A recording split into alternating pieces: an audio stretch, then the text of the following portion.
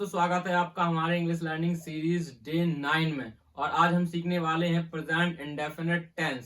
Present indefinite sentence को हम हिंदी से इंग्लिश में कैसे कन्वर्ट करते हैं, तो आज उसके स्ट्रक्चर्स के बारे में सीखेंगे विद एग्जांपल के साथ में। तो चलिए शुरू करते हैं।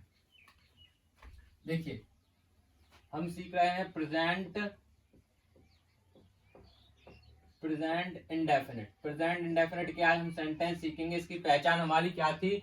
जिस वाक्य की क्रिया के अंत में ता है, ती है, ते है लगे होते हैं, उसको हम आसानी से पहचान सकते हैं कि ये प्रेजेंट इंडेफिनिट सेंटेंस है, प्रेजेंट इंडेफिनिट का सेंटेंस है। चलिए तो शुरू करते हैं। मैं स्ट्रक्चर बताता हूँ, यानी रूल्स बताता हूँ। जैसे मैथ्स को सॉल्व करने के लिए हमारा क्या होते हैं, नियम होते हैं, रूल्स होते हैं। उसी प्रकार से हिंदी से इंग्लिश में करने के लिए, हिंदी को अंग्रेजी में बदलने के लिए उसके रूल्स हैं। देखिए, जैसे कि अफर्मेटिव सेंटेंस है हमारा।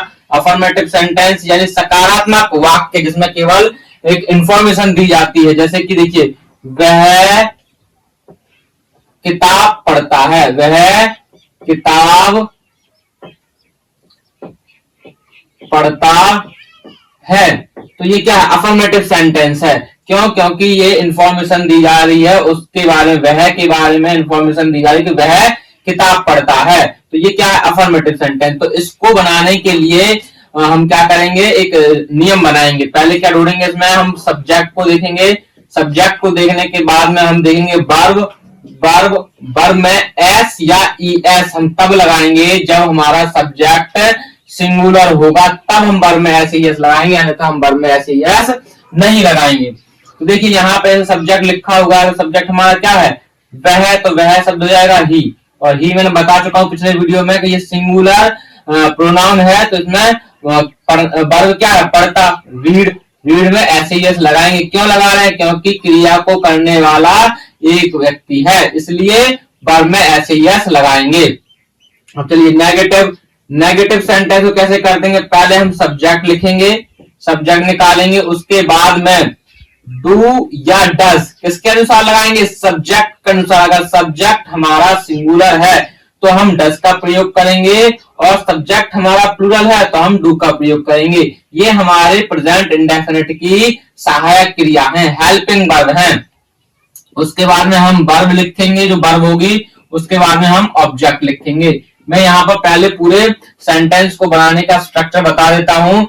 अफर्मेटिव हो जाएगा, ये नेगेटिव। अब आता है इंट्रोगेटिव। इंट्रोगेटिव भी दो प्रकार के इसमें बांटे गए हुए हैं। इंट्रोगेटिव में दो प्रकार, कैसा? अगर वाक्य के पहले क्या लगा होगा, तो पहले हम डू या डज लगाएंगे। किसको देख करके डू या डज लगाएंगे? सब्जेक्ट को देख करके हमें डू या डज लगाना है। उसके बाद में हम क्या लिखेंगे? वर्ब। उसके बाद में हम ऑब्जेक्ट लिखेंगे, क्वेश्चन मार्क एंड में लगाना बहुत जरूरी होता है। अब देखिए, इंट्रोगेटिव नेगेटिव सेंटेंस क्या होता है कि पहले वाक्य के पहले क्या लिखा होगा और वाक्य के बीच में नहीं शब्द आएगा। मैं अभी इनका एग्जांपल बना के बताऊंगा यहाँ। तो क्या करेंगे? डू या डज लिखेंगे। किसके अनुसार लिखेंगे? सब्जेक्ट के अनुसार लिखेंगे। उसके बाद में हम नॉट लिखेंगे, फिर वर्ब, जो हमारी हिंदी वाले वाक्य में वर्ब होगी उसकी अंग्रेजी लिख देंगे, उसको इंग्लिश में यहाँ लिख देंगे। उसके बाद में देखिए, इंट्रोगेटिव अदर इंट्रोगेटिव कौन सा होता है? अदर इंट्रोगेटिव में ऐसे वाक्य आते हैं जिन वाक्यों के बीच में प्रश्नवाचक शब्द होता है। कौन सा शब्द? प्रश्नवाचक शब्द। प्रश्नवाचक शब्द कौन से होते हैं? जैसे क्यों हो गया, क्या हो गया, कब हो गया, कैसे हो गया, ऐसे शब्द आते हैं प्रश्नवाचक वाक्य में। तो इसका क्या होगा? इनकी जो इंग्लिश होगी, इनकी जो मीनिंग होगी, उसको हम अंग्रेजी में कन्वर्ट करेंगे, तब उनको हम पहले लिखेंगे। प्रश्नवाचक मैंने चिन्ह बना दिया है। इसका मतलब ये है कि इसको अपन को जो बीच में प्रश्नवाचक शब्द होंगे उनकी इंग्लिश हमको पहले लिखनी है। फिर डू या डज लिखेंगे। किसको देख करके? सब्जेक्ट को देख करके। अगर हमारा सब्जेक्ट क्या है? सिंगुलर है तो हम डज लगाएंगे, अगर प्लूरल है तो डू लगाएंगे। उसके बाद में हम लिखेंगे वर्ब, और वर्ब के बाद में ऑब्जेक्ट, फिर आएगा हमारा क्वेश्चन मार्क। वैसे ही अदर इंट्रोगेटिव नेगेटिव, क्या? अदर इंट्रोगेटिव नेगेटिव में क्या होता है? बिल्कुल सिंपल सा, इस प्रश्नवाचक के साथ में नहीं शब्द और जुड़ जाता है। सेम वैसे ही स्ट्रक्चर है। क्वेश्चन मार्क लिखेंगे, उसके बाद में डू या डज लिखेंगे, किसको देख करके, सब्जेक्ट को देख करके। उसके बाद में हम नॉट लिखेंगे, सब्जेक्ट के बाद में हम नॉट लिखेंगे। फिर हिंदी में हम वर्ब को देखेंगे, फिर वर्ब की इंग्लिश लिखेंगे, फिर ऑब्जेक्ट, फिर क्वेश्चन मार्क। अब मैं एक एक सेंटेंस हिंदी में करके बताऊंगा। देखिए जैसे कि यहाँ लिखा हुआ था वह किताब पढ़ता है, तो इसको बनाएंगे हम पहले। वह अफर्मेटिव है, अफर्मेटिव में एकदम सिंपल रहेगा, केवल आपको इंफॉर्मेशन दी जा रही होगी, वह किताब पढ़ता है, पढ़ता है। तो ये अफर्मेटिव सेंटेंस है, क्योंकि इससे पढ़ने से हमको पता चल रहा है कि ये किसी व्यक्ति के बारे में इंफॉर्मेशन दे रहा है हमें। तो ये हमारा क्या है, सब्जेक्ट है। तो हम इसमें सब्जेक्ट क्या ढूंढेंगे, इसमें पूरे सेंटेंस में सब्जेक्ट क्या है, क्रिया को कौन कर रहा है, पढ़ने का काम कौन कर रहा है, वह। तो वह शब्द हमारा क्या है, सब्जेक्ट है। उसके बाद में ये क्या कह रहा है, देखिए स्ट्रक्चर के वर्ब को ढूंढिए भाई। वर्ब क्या है, क्रिया क्या है, पढ़ना, पढ़ता, शब्द लिखा पढ़ता, क्या पढ़ना, पढ़ना क्या है, क्रिया। पढ़ने की क्या होती है, रीड। अब स्ट्रक्चर क्या कह रहा है, वर्ब में एस या एस लगाओ भाई, अगर सिंगुलर है तो ये सिंगुलर है तो इसमें एस लगा देंगे। अब क्या पढ़ता है वो, बुक पढ़ता है, द बुक। तो ये हमारा इस स्ट्रक्चर से हमने इसको बना दिया है। अब नेगेटिव कहेगा, नेगेटिव में कैसे होगा, नेगेटिव में सब्जेक्ट डूडस, इसके बाद में यहाँ नॉट लिखेंगे, यहाँ नॉट आना था, मैं थोड़ा भूल गया हूं। अब देखिए यहाँ मैं कह देता हूं, राम स्कूल नहीं जाता है, स्कूल नहीं जाता है। तो ये नेगेटिव क्यों है, क्योंकि इसमें क्या है, नहीं शब्द लिखा हुआ है, इसलिए ये सेंटेंस हमारा, ये वाक्य हमारा नेगेटिव है। तो स्ट्रक्चर क्या कह रहा है भाई, पहले सब्जेक्ट को ढूंढिए, काम करने वाले को ढूंढिए, कर्ता को। तो जाने का काम कौन कर रहा है, राम। तो राम क्या हमारा सब्जेक्ट है। उसके बाद में डू या डज लगाएंगे। राम एक सिंगुलर सब्जेक्ट है हमारा, तो लिखेंगे हम डज, क्या लिखेंगे, डज। डज के बाद लिखेंगे नहीं की अंग्रेजी नॉट, नॉट लिख दिया। उसके बाद में वर्ब क्या है, गो, क्या लिखा है, गो। अब टू स्कूल, कहाँ नहीं जाता है, स्कूल नहीं जाता है। तो इस स्ट्रक्चर से मैंने इसको आसानी से कन्वर्ट कर दिया हिंदी से इंग्लिश में, हिंदी से इंग्लिश में मैंने आसानी से कन्वर्ट कर दिया। अब देखिए इंट्रोगेटिव में पहले अगर शब्द क्या शब्द आ जाए तो उसकी अंग्रेजी हेल्पिंग वर्ब लगती है, ठीक है ना। अगर मैं इसी को यही कह दूं, क्या तुम पढ़ते हो, क्या तुम पढ़ते हो, तो जो पहले शब्द क्या लगा है, इसकी इंग्लिश व्हाट नहीं लिखेंगे, इसकी इंग्लिश हम डू या डज में से एक लगाएंगे।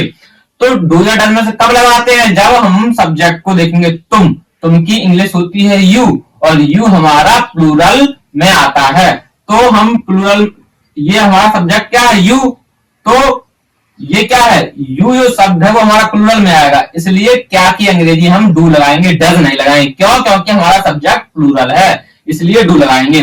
फिर डू यू रीड, क्या तुम पढ़ते हो। तो ये हमारा सेंटेंस तरीके से हिंदी से इंग्लिश में कन्वर्ट हो जाएगा। इंट्रोगेटिव नेगेटिव, इंट्रोगेटिव नेगेटिव क्या होता है कि पहले जो क्या शब्द लिखा होगा उसके साथ में वाक्य के बीच में नहीं भी लिखा होगा। क्या तुम नहीं पढ़ते हो, क्या तुम नहीं पढ़ते हो, पढ़ते हो। तो देखिए बीच में नहीं लिखा हुआ, पहले क्या लिखा हुआ है, वो होता है इंट्रोगेटिव नेगेटिव। और इसका स्ट्रक्चर नियम क्या है कि पहले डू या डज सब्जेक्ट को देख करके लगाएंगे, सब्जेक्ट हमारा यू है तो यू के साथ में हम लगाते हैं डू। फिर हमने सब्जेक्ट लिख दिया, उसके बाद में नॉट लगाना है, नॉट नहीं की इंग्लिश लिख दी हमने। फिर वर्ब को ढूंढ के लगाना है, वर्ब हमारा क्या है, रीड, तो हमने रीड लिख दिया है। उसके बाद में ऑब्जेक्ट है नहीं है तो कोई बात नहीं, छोड़ देंगे जैसा है वैसे ही। अब अदर इंट्रोगेटिव में क्या होता है कि वाक्य के बीच में प्रश्नवाचक जैसे शब्द आ जाते हैं। देखिए इसी क्या को हम अदर इंट्रोगेटिव नेगेटिव में यूज करते हैं, कैसे होगा, तुम क्या पढ़ते हो, पढ़ते हो, तुम क्या पढ़ते हो। तो देखिए यही क्या शब्द है, अगर मैं वाक्य के बीच में रख दिया है तो इसकी इंग्लिश बदल जाएगी, इसकी हो जाएगी व्हाट, क्या जाएगा, व्हाट, क्योंकि ये प्रश्नवाचक शब्द है, व्हाट हो गया है। अब डू या डज सब्जेक्ट को देख करके लगाएंगे, सब्जेक्ट हमारा क्या है, यू है, तो यू को देख करके हमने डू लगा दिया है। जो प्रश्नवाचक शब्द जो वाक्य के बीच में है उनको हम पहले निकाल के लिखते हैं। उसके बाद में हम वर्ब को देखेंगे, READ, रीड लगा दिया। अब ऑब्जेक्ट इसमें है नहीं है, ये वर्ब के बाद में ऑब्जेक्ट पूछा ना, तो ऑब्जेक्ट है नहीं है, तो इसको जैसा है वैसे के वैसे छोड़ देंगे। अदर इंट्रोगेटिव नेगेटिव में क्या होता है भाई, अदर इंट्रोगेटिव नेगेटिव में प्रश्नवाचक शब्द के साथ में नहीं शब्द जुड़ जाता है। जैसे देखिए, राम सीता को क्यों नहीं पीटता है, क्यों नहीं पीटता है, पीटता है। तो देखिए, राम सीता को क्यों नहीं पीटता है, प्रश्नवाचक शब्द भी है साथ में नहीं है, इसलिए ये अदर इंट्रोगेटिव नेगेटिव में आ जाएगा वाक्य। तो देखिए,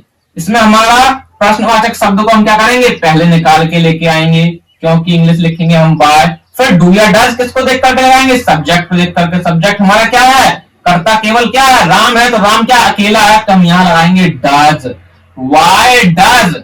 फिर उसके बाद में सब्जेक्ट लिखेंगे हम राम, उसके बाद में लिखेंगे नॉट, फिर आएगा वर्ब, वर्ब क्या है, पीटता, पीटने की अंग्रेजी होती है बीट। अब किसको पीटता है, ऑब्जेक्ट क्या है, किसको पीटता है, सीता को पीटता है, और प्रश्नवाचक शब्द आ जाएगा।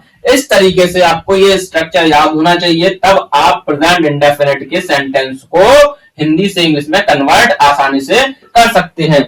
आशा करता हूं आपको अच्छे से समझ में आया होगा। अगर वीडियो अच्छी लगी हो तो चैनल को सब्सक्राइब करें और वीडियो को लाइक करें।